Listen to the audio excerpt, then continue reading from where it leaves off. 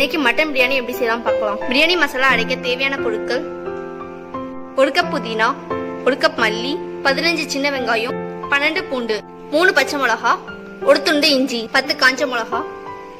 இது எல்லாத்தையும் மிக்ஸில போட்டு அரைச்சிடலாம். பிரியாணி பேஸ்ட் அரைச்சாச்சு.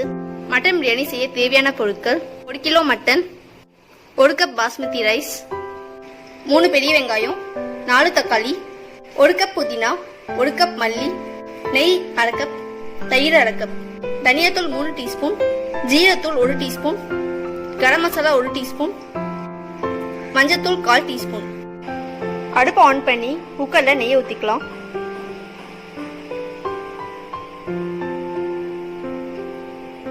நெய் பாயில் ஆன உடனே பிரியாணி இலை, பட்டை, கிராம்பு,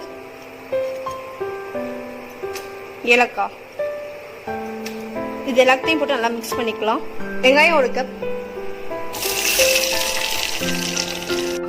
லைட் ப்ரௌன் ஆகிற வரைக்கும் வதக்கணும். வெங்காயம் நல்லா வதங்கிருச்சு. இதில் இப்போ தக்காளியை போட்டுடலாம்.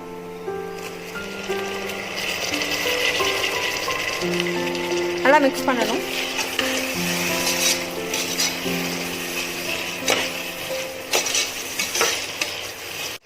தக்காளி வதங்கிருச்சு. இப்போ அரைச்சி வச்ச பிரியாணி பேஸ்ட் போடலாம்.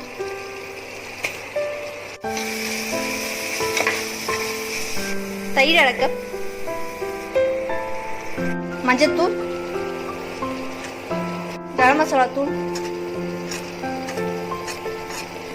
ஜீரகத்தூள், தனியாத்தூள் 3 டீஸ்பூன்.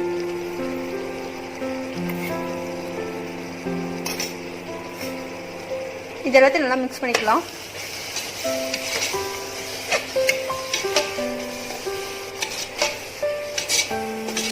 ரெண்டு நிமிஷம் நல்லா வதக்கணும்.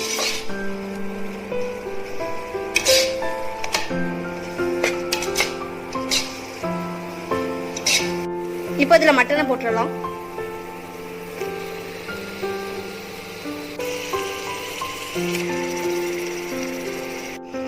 உப்பு 1 டீஸ்பூன்.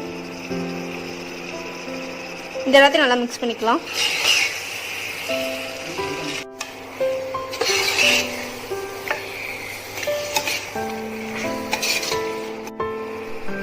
ஒரு கப் அரிசிக்கு 1 கப் தேங்காய் பால். தேங்காய் பாலுக்கு பதிலாக தண்ணி கூட யூஸ் பண்ணிக்கலாம். புதினா மல்லியை கொஞ்சம் மேலே தூவிடலாம்.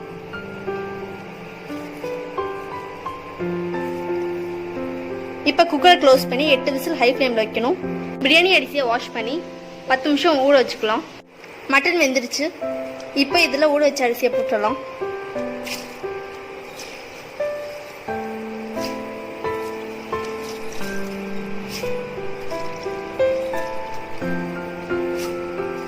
பண்ணிக்கலாம்.